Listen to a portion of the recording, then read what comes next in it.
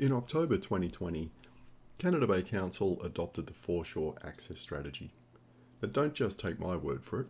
You can read the minutes of the council meeting on the 20th of October if you like. The strategy consists of the usual 46 pages worth of colourful blather paid for by the New South Wales government. Given that it was adopted over a year ago now, you'd think that by now Council would have incorporated the strategy into its thinking. The strategy only has 3 focus areas, and they're really quite simple. It really shouldn't be that hard to include these goals into the annual projects being run by each department within the council, should it? Well, let's have a look at what Council has done with Wymston Parade and decide whether the strategy has really been adopted or whether it's just another example of Council paying lip service to an idea and then tossing it onto a shelf to gather dust with all the other expensively produced strategy documents. First, let me declare my interest in Wymston Parade. We used to live up the hill in Warringah Street, and the Wymston Parade foreshore between Halliday Park and Lawson Park was our closest recreational area. We walked the dogs there nearly every day, the kids made full use of the playgrounds in each park, and we cycled up and down that foreshore path as often as possible.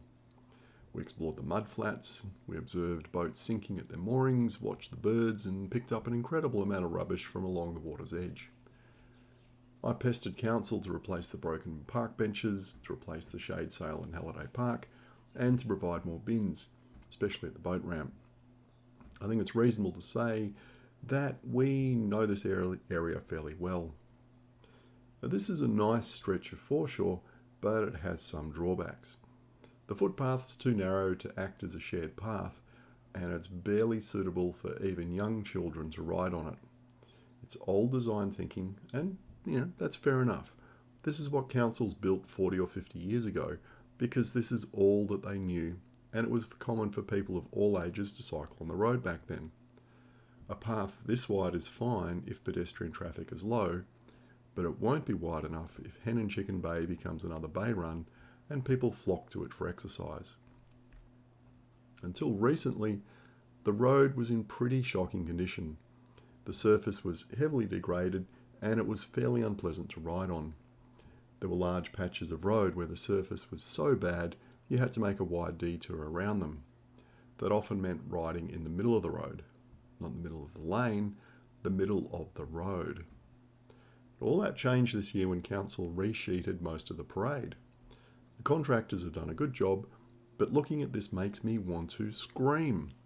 Although the old road surface was less than ideal, some drivers treated Wymston Parade as a drag strip, racing from end to end as rapidly as possible.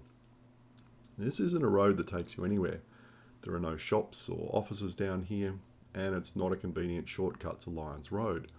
It's a quiet suburban backwater with a nice view. So, the only reason why drivers would be recklessly speeding is because the road was engineered to allow them to do just that. If you design a road that is an open invitation to drive fast, then some drivers will put their foot down, regardless of how many speed limit signs you install. Now, the only thing that used to limit how fast drivers could go was the potholes and the corrugations. And Council's now removed all of them, turning Wymston Parade into a fantastic drag strip by the water. So much for the key priority and the strategy of improving the access, safety and amenity of existing foreshore. Now, around the time that the tarmac was being laid, Canada Bay Council was consulting the community and developing the Your Future 2030 strategic plan.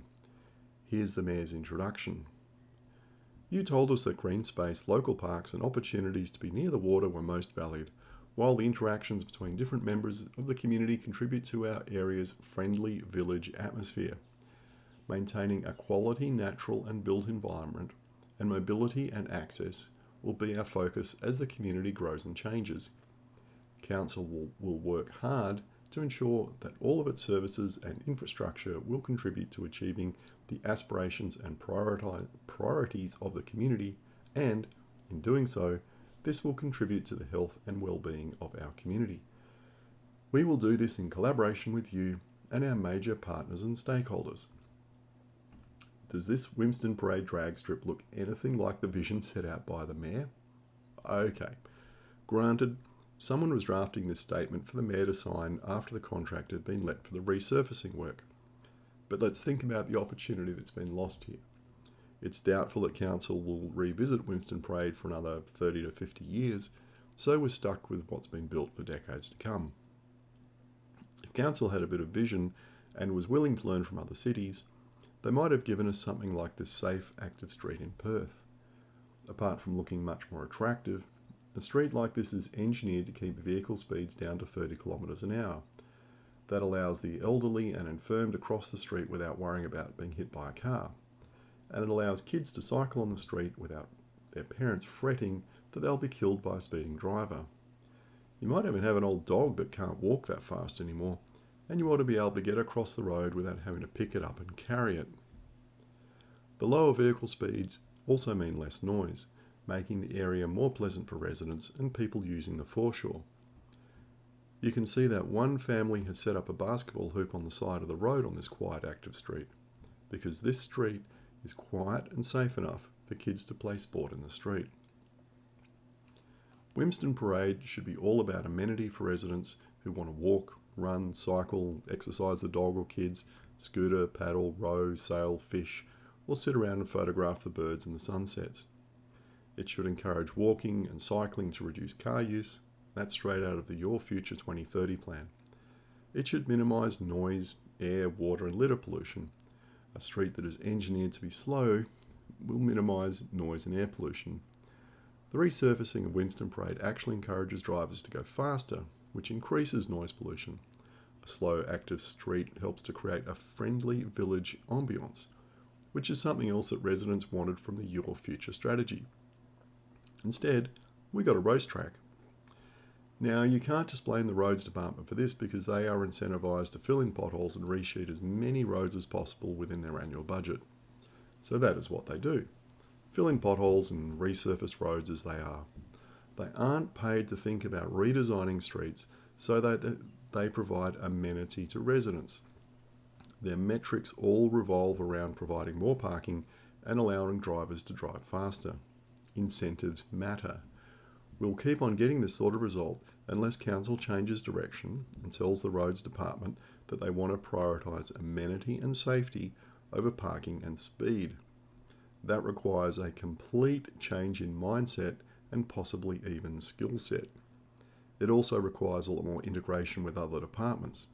For example, redoing Wymston Parade as a safe, active street would also require working with the people who are responsible for the stuff on the other side of the curb, so to speak, to improve the amenity of the entire locality in one go. One thing that's very apparent is that each department within Council seems to work in isolation from every other department, and nothing is coordinated. It's all very well Council publishing plans like this Your Future strategy, but unless the new councillors can create the right sort of atmosphere, this future is never going to happen. Each department will continue on its merry way, and Council will have created yet another expensive strategic plan that will gather dust until it's time to rewrite it in a few years' time.